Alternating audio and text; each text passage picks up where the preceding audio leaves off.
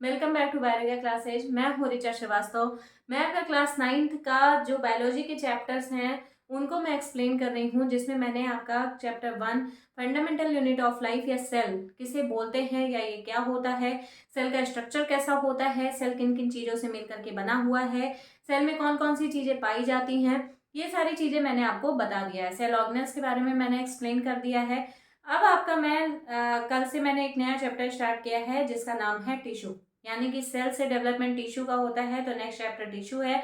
Tissue में भी मैंने आपको कल कुछ चीज़ें बताई थी, जैसे टिश्यू की डिफिनीशन बता दिया था कि एक ग्रुप ऑफ सेल्स होते हैं जो कि डिवाइड हो करके टिश्यू का फॉर्मेशन करते हैं। ठीक है, ये बता दिया था। टिश्यू कितने टाइप के होते हैं, तो इसमें मैंने 2 टाइप बताए थे। एक होते हैं मेरिस्टेमेटिक टिश्यू और दूसरे होते हैं परमानेंट टिश्यू। ठीक है, मेरिस्टेमेटिक टिश्यू हो गया था जिसमें डिवीजन करने की कैपेसिटी होती है, उन्हें मेरिस्टेमेटिक टिश्यू बोलते हैं। अब इन्हीं मेरिस्टेमेटिक टिश्यू से फॉर्मेशन किसका होता है, परमानेंट टिश्यू का। ठीक है, तो मैं परमानेंट टिश्यू आज आपको एक्सप्लेन करूंगी। परमानेंट टिश्यू होते क्या हैं, जो ऐसे टिश्यू जिनमें डिवीजन करने की कैपेसिटी खत्म हो चुकी होती है, यानी कि अब वो डिफ्रेंशिएट हो गए हैं, उन्हें जो बनाना है वो अब वो वही बनाएंगे। वो किसी अगर दूसरी जगह पर उन्हें फिक्स कर दिया जाए तो वहां पर वो कोई फंक्शन परफॉर्म नहीं करेंगे, मतलब एज अ वेस्ट मटेरियल के रूप में वो यूज किए जाएंगे। ठीक है, तो इस तरीके से जो टिश्यू होता है वो सेल से बना होता है, जिसमें परमानेंट टिश्यू जो है उनमें डिवीजन करने की कैपेसिटी नहीं पाई जाती है। ठीक है, ये परमानेंट टिश्यू भी 2 टाइप के होते हैं। पहला टिश्यू जो है वो सिंपल परमानेंट टिश्यू और दूसरा है कॉम्प्लेक्स परमानेंट टिश्यू। ठीक है, तो आज मैं आपको एक्सप्लेन करूंगी सिंपल परमानेंट टिश्यू। ठीक है, तो चलिए देखते हैं ये होता क्या है। सिंपल परमानेंट टिश्यू यानी कि जिनका फंक्शन बिल्कुल नॉर्मल सा है, सिंपल सा है, यानी कि उनमें कोई भी कॉम्प्लेक्सिटी दिखाई नहीं देती है, नॉर्मल से सेल्स प्रेजेंट होंगे, तो उन्हें सिंपल परमानेंट टिश्यू बोला जाएगा। परमानेंट टिश्यू है यानी कि उनमें डिवीजन करने की कैपेसिटी खत्म हो चुकी है। ठीक है, वो कंप्लीटली फॉर्म हो चुके हैं। ठीक, तो इस तरीके से ये परमानेंट सिंपल परमानेंट टिश्यू है। सिंपल परमानेंट टिश्यू में सबसे पहला जो टिश्यू आता है जिसके बारे में आपको पढ़ना है वो है पैरेन्काइमा। ठीक है, ये जो आपको स्ट्रक्चर ये दिखाई दे रहा है ये है पैरेन्काइमा टिश्यू। ठीक है, तो पैरेन्काइमा टिश्यूज क्या होते हैं, इनमें इनकी जो सेल्स होती हैं वो कैसी होती हैं, थिन वॉल्ड होती हैं, यानी कि इनमें जो सेल वॉल होता है वो थिन वॉल्ड होता है। साथ में इनमें बीच बीच में आप देख रहे होंगे ये बहुत लूजली अरेंज हैं, यानी कि सेकंड कैरेक्टर इनका क्या हो गया कि ये लूजली अरेंज्ड सेल्स होती हैं और ये एपिडर्मिस के जस्ट नीचे प्रेजेंट होती हैं। ठीक है, जैसे अगर आप सेल का अगर किसी भी प्लांट के बॉडी पार्ट में कोई भी सेक्शन कटिंग अगर आप करेंगे, जैसे जब लोग प्रैक्टिकल करते हैं तो उसमें लीफ हो गया या स्टेम हो गया, उसकी सेक्शन कटिंग की जाती है। ठीक है, उसके बाद उसको स्ट्रेनिंग करके माइक्रोस्कोप के अंडर रख करके देखा जाता है कि उसका स्ट्रक्चर कैसा है। तो यानी कि जब हम सेल को की स्टडी करते हैं या परमानेंट टिश्यूज की स्टडी करते हैं तो सेक्शन कटिंग के बाद हमें लेयर बाय लेयर टिश्यूज की दिखाई देती है। ठीक है, जैसे ये मान लो कोई प्लांट का सेक्शन कटिंग करने के बाद ये कोई पार्ट हो गया और उसके बाद ये आउटर लेयर जो है ये एपिडर्मिस कहलाती है। ठीक है, एपिडर्मिस के जस्ट नीचे क्या पाया जाता है, पैरेन्काइमा या पैरेन्काइमा टिश्यूज कई टाइप के होते हैं, तो नॉर्मली इसे क्या बोला जाएगा, पैरेन्काइमा बोला जाता है। ठीक है, फिर बीच में इसके वैस्कुलर बंडल प्रेजेंट होगा यानी कि जाइलम और फ्लोएम। इस तरीके से एक पूरा लेयर बाय लेयर स्ट्रक्चर हमें दिखाई देता है। तो यानी कि पैरेन्काइमा जो है वो कहाँ पर प्रेजेंट होगा, एपिडर्मिस के जस्ट नीचे। ये जो लेयर आपको दिखाई दे रही है ये किस चीज की लेयर है, पैरेन्काइमा की। ठीक है, तो पैरेन्काइमा की जो सेल्स होती हैं वो कैसी होती हैं, उनमें जो सेल वॉल होता है वो थिन सेल वॉल पाया जाता है, यानी कि पतला होता है। इनमें ये जो सेल्स होती हैं ये लूजली अरेंज होती हैं, साथ में लूजली अरेंज होने की वजह से इसमें ये देखिए इंटरसेलुलर स्पेसेस दिखाई दे रहे हैं। ठीक है, यानी कि ये जो सेल्स होती हैं इसमें इंटरसेलुलर स्पेसेस दिखाई देते हैं, जिसकी वजह से प्लांट को स्ट्रेंथ भी मिलती है, प्लांट को मैकेनिकल सपोर्ट भी मिलता है। ऐसे इसके कई सारे फंक्शंस हैं, तो इनके फंक्शन के बेस पर इनको कई पार्ट में डिवाइड किया गया है। तो सबसे पहला जो पैरेन्काइमा है, पैरेन्काइमा टिश्यू में आता है वो है क्लोरेन्काइमा। ये भी एक टाइप का पैरेन्काइमा टिश्यू ही है। क्लोरेन्काइमा जो होते हैं, क्लोरेन यानी कि इनमें क्या प्रेजेंट होगा, क्लोरोफिल, ठीक है। जब ऐसे पैरेन्काइमा टिश्यू जिनकी सेल्स में क्या होता है, क्लोरोफिल का डिपोजिशन हो जाता है और साथ में ये फूड मटेरियल सिंथेसाइज करने लगते हैं, तो उस स्टेज पर इस पैरेन्काइमा टिश्यू को क्या बोला जाता है, क्लोरेन्काइमा बोला जाता है, ठीक है। यानी कि यहाँ पर ये जो क्लोरेन्काइमा सेल्स होंगी, इनमें कौन सी प्रोसेस होगी, फोटोसिंथेसिस की। यानी कि पैरेन्काइमा टिश्यूज की जो सेल्स हैं वो मॉडिफाई होकर के अगर फोटोसिंथेसिस करने लगे तो उन सेल्स को पैरेन्काइमा ना बोल करके उन्हें क्या बोला जाता है, क्लोरेन्काइमा, ठीक है। सेकंड क्या है, सेकंड है एरेन्काइमा।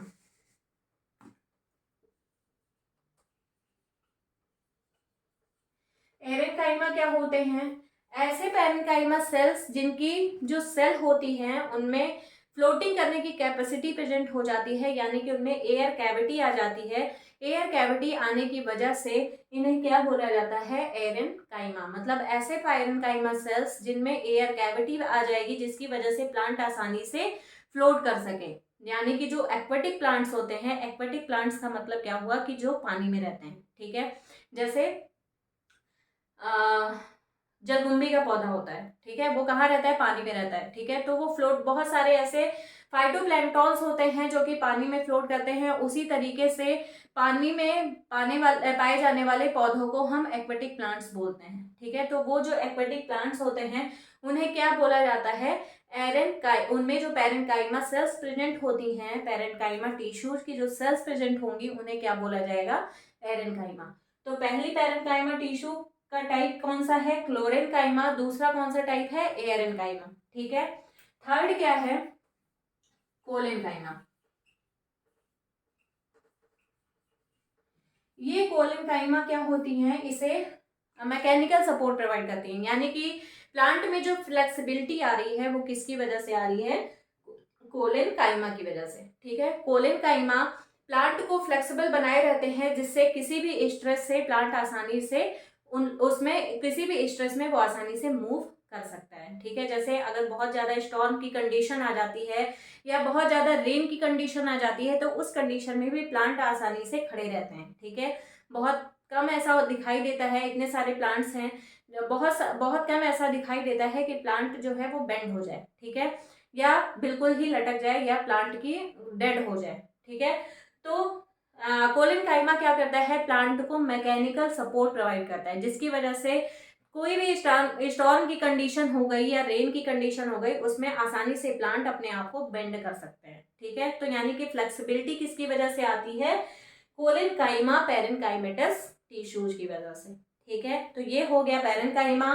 पैरेन्काइमा क्या होते हैं, ये प्लांट्स में एपिडर्मिस के जस्ट नीचे की लेयर होती है। यानी कि जब भी हम सेक्शन कटिंग करके देखते हैं तो हमें ये दिखाई देता है कि एपिडर्मिस के जस्ट नीचे की लेयर कैसी किस चीज की होती है, पैरेन्काइमा की, ठीक है। पैरेन्काइमा की जो सेल्स होती हैं वो कैसी होती हैं, बहुत थिन होती हैं। थिन होने के साथ साथ ये कॉम्पैक्ट लूजली अरेंज होती हैं। लूजली अरेंज होने की वजह से इनमें बीच बीच में गैप दिखाई देने लगते हैं, ठीक है। और इन गैप को क्या बोला जाता है, इंटरसेलुलर स्पेसेस। इंटरसेलुलर क्यों बोला गया, क्योंकि सेल के अंदर ये स्पेस दिखाई दे रहा है, यानी कि सेल के बीच बीच में ये स्पेस दिखाई दे रहा है, इसलिए इसे क्या बोलते हैं, इंटरसेलुलर स्पेसेस बोला जाता है, ठीक है। ये इंटरसेलुलर स्पेसेस के साथ साथ इनमें बहुत सारे ये मॉडिफाई होकर के अलग अलग पैरेन्काइमेटर टिश्यूज में कन्वर्ट हो जाते हैं। जैसे पहला पैरेन्काइमेटर टिश्यू कौन सा है, क्लोरेन्काइमा। जब ऐसी पैरेन्काइमा टिश्यू की सेल्स जो कि फोटोसिंथेसिस करने लगती हैं, यानी कि फूड मटेरियल सिंथेसाइज करने लगेंगी, या उनमें पिगमेंटेशन हो जाएगा, क्लोरोफिल आ जाएगा, तो वो फोटोसिंथेसिस करना स्टार्ट कर देती है और ऐसी पैरेन्काइमा सेल्स को क्या बोला जाता है, क्लोरेन्काइमा, ठीक है। नेक्स्ट क्या है, एरेन्काइमा। मतलब जब उनमें एयर कैविटी आ जाएगी, एरेन्काइमा नाम से ही पता चल रहा है कि वहां पर एयर कैविटी प्रेजेंट होगी, ठीक है, जिससे कि बॉडी में उनके एयर काफी भर जाती है और वो आसानी से फ्लोट कर सकते हैं। तो एक्वेटिक प्लांट जो होते हैं, जो पानी में रहने वाले पौधे हैं, उनमें पैरेन्काइमा टिश्यूज कौन से पाए जाते हैं, एरेन्काइमा। यानी कि ये जो स्ट्रक्चर आपको दिखाई दे रहा है यहाँ पर एरेन्काइमा इसका नाम बोला जाएगा, ठीक है। नेक्स्ट क्या है, कोलेन्काइमा। कोलेनकाइमा जो है ये क्या करता है, प्लांट को फ्लेक्सिबिलिटी प्रोवाइड करता है, जिसकी वजह से किसी भी स्ट्रेस की कंडीशन में प्लांट आसानी से अपने आप को क्या कर लेते हैं, बेंड कर लेते हैं। ठीक है, तो ये हो गया पैरेन्काइमा। दूसरा क्या है आपका, ये जो स्ट्रक्चर है ये एक तरीके से ये कोलेनकाइमा है। ठीक है, कोलेनकाइमा की जो सेल वॉल होती है वो कैसी हो जाती है, थिक हो जाती है। ठीक है, इनकी जो सेल वॉल होती है वो थिक हो जाती है, और थिक होने की वजह से इनमें आसानी से कैविटी या वैक्यूल जो है वो लार्ज हो जाता है, और ये आसानी से फ्लोट कर सकते हैं। ठीक है, ये क्या है, स्क्लेरेन्काइमा। नेक्स्ट जो सिंपल परमानेंट टिश्यू में आपको पढ़ना है वो क्या है, स्क्लेरेन्काइमा। स्क्लेरेन्काइमा, स्क्लेरेन्काइमा में जो सेल्स होती हैं वो डेड सेल्स होती हैं, यानी कि इनके चारों तरफ ज्यादातर लिग्निन का डिपोजिशन हो जाता है, जिसकी वजह से ये सेल क्या हो जाती है, हार्ड हो जाती हैं, और ये डेड सेल के फॉर्म में दिखाई देती हैं। इसके बीच में देखो कोई भी मटेरियल फिल्ड नहीं है, ये खाली हो जाती हैं, यानी कि इनके अंदर का जो भी मटेरियल होता है वो आसानी से सूख जाता है, जिसकी वजह से ये कैसी हो जाती है, हार्ड हो जाती है। जैसे कोकोनट का जो आउटर लेयर होता है वो काफी ज्यादा हार्ड होता है। ठीक है, तो उसको बनाने का काम किसका है, इसी स्क्लेरेन्काइमा का है। यानी कि प्लांट में जो ट्रीज होते हैं उनमें जो आउटर लेयर दिखाई देती है वो कॉर्क की बनी होती है, यानी कि जो वो हार्ड लेयर है, खुरदुरी सी ब्राउन कलर की जो लेयर दिखाई देती है उसे क्या बोलते हैं, कॉर्क बोलते हैं। ठीक है, तो उस कॉर्क को बनाने का काम किसका है, स्क्लेरेन्काइमा का। यानी कि सेकेंडरी टिश्यू जो भी है, जैसे कैम्बियम हो गया, जाइलम हो गया, इन सारी चीजों को बनाने का काम किसका है, स्क्लेरेन्काइमा का। ठीक है, तो इस तरीके से ये आपके सिंपल परमानेंट टिश्यू हैं। सिंपल परमानेंट टिश्यू आगे चल के कॉम्प्लेक्स परमानेंट टिश्यू में कन्वर्ट हो जाते हैं, यानी कि जब वो सेकेंडरी ग्रोथ होने लगती है उनकी, वो हार्ड कंडीशन में आ जाते हैं, यानी कि वो लिविंग सेल्स से डेड सेल्स में कन्वर्ट हो जाते हैं, तो इस स्टेज पर उसे क्या बोला जाता है, कॉम्प्लेक्स परमानेंट टिश्यू। ठीक है, तो अब ये एक चीज मैंने बताया कि इपिडर्मिस के जस्ट नीचे पाया जाता है।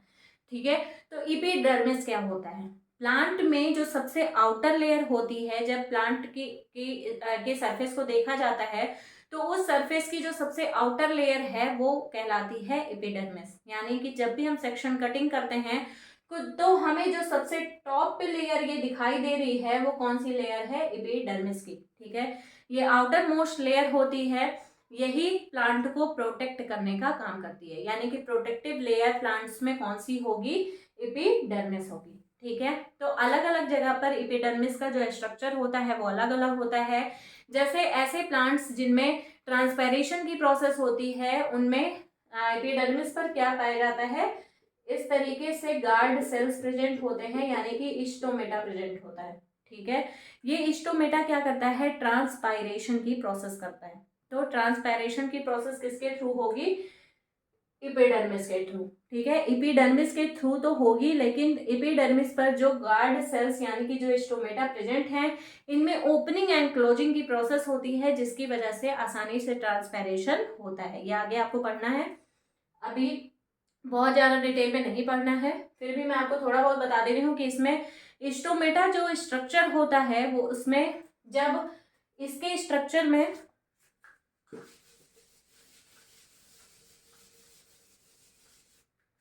ये जो स्ट्रक्चर है इसका, जब इस तरीके से ये स्ट्रक्चर दिखाई दे तो यानी कि ये क्लोज्ड कंडीशन है। मतलब इस टाइम पर ये जो गार्ड सेल्स हैं ये ओपन नहीं रहेंगे, ये क्लोज रहेंगे, जिसकी वजह से यहाँ पर क्या होगा, ट्रांसपैरेशन नहीं होगा। क्योंकि अगर लगातार ट्रांसपैरेशन होता क्या है, जो एक्सेस वाटर मिनरल है उनका लॉस होना। ठीक है, कभी कभी आप जब मॉर्निंग में उठ करके देखते होंगे तो ग्रासेस पर वाटर के बबल्स दिखाई देते हैं। ठीक है, वो वाटर बबल्स या वाटर ड्रॉपलेट्स कहाँ से आते हैं, इसी ट्रांसपैरेशन प्रोसेस की वजह से। वो जो ट्रांसपैरेशन की प्रोसेस है, एक्सेस वाटर जो प्लांट्स में कंज्यूम कर लिया जाता है प्लांट के रूट के द्वारा, तो वो एक्सेस वाटर रिलीज किया जाता है प्लांट्स के थ्रू, वो प्रोसेस क्या कहलाती है, ट्रांसपैरेशन। और वो ट्रांसपैरेशन की प्रोसेस किसके थ्रू होती है, एपिडर्मिस के थ्रू। ठीक है। एपिडर्मिस पर एक ऐसा स्ट्रक्चर होता है जो कि ये ट्रांसपैरेशन की प्रोसेस करता है, उसे क्या बोलते हैं, स्टोमेटा बोला जाता है। ठीक है, स्टोमेटा में ओपनिंग एंड क्लोजिंग की प्रोसेस होती है। जब स्टोमेटा ओपन होंगे, ये ओपन कंडीशन है। ठीक है, जब स्टोमेटा ओपन होंगे तो ये गार्ड सेल जो है वो इस तरीके से हो जाएंगी और यहाँ से बीच से क्या होगा, वाटर आसानी से रिलीज कर दिया जाएगा। ठीक है, लेकिन जब ट्रांसपैरेशन कंप्लीट हो जाएगा तो ये स्टोमेटा यानी कि गार्ड सेल्स जो होते हैं वो क्या हो जाते हैं, इस तरीके से क्लोज हो जाते हैं। ठीक है, तो ये हो गया स्टोमेटा। बहुत सारे प्लांट्स ऐसे हैं जिनमें एपिडर्मिस पर क्यूटिन की लेयर पाई जाती है या क्यूटिकल की लेयर पाई जाती है। ठीक है, ये वैक्सी लेयर होती है, इस तरीके से ये क्यूटिकल की लेयर पाई जाती है। ये वैक्सी लेयर है जिससे कि वाटर आसानी से इसमें से रिलीज ना हो सके। तो अब जाहिर सी बात है, ये तो कॉमन सेंस आप लगा सकते हैं कि अगर वाटर रिलीज नहीं करना है तो ऐसे प्लांट कहाँ पर पाए जाएंगे, जहां पर वाटर का लॉस ना होने पाए।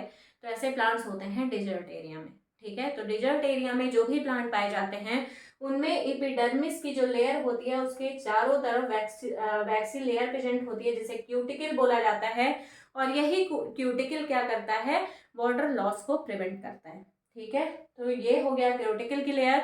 बहुत सारे प्लांट्स ऐसे भी होते हैं जिनमें अपने आप को बचाने के लिए यहाँ पर या सरफेस एरिया को इंक्रीज करने के लिए यहाँ पर हेयर पाए जाते हैं। ठीक है, यानी कि एपिडर्मिस पर छोटे छोटे इस तरीके से हेयर दिखाई देते हैं। ये हेयर क्या करते हैं, उनके सरफेस एरिया को इंक्रीज कर देते हैं। ठीक है, जिससे कि आसानी से वाटर जो है, एक्सेस वाटर जो है वो रिलीज करे, यानी नीचे नहीं होगा ऊपर ही होगा, जिससे कि एक्सेस वाटर जो है वो क्या कर दिया जाए, आसानी से रिलीज कर दिया जाए। ठीक है, और उनको प्रोटेक्शन भी उससे प्रोवाइड होता है।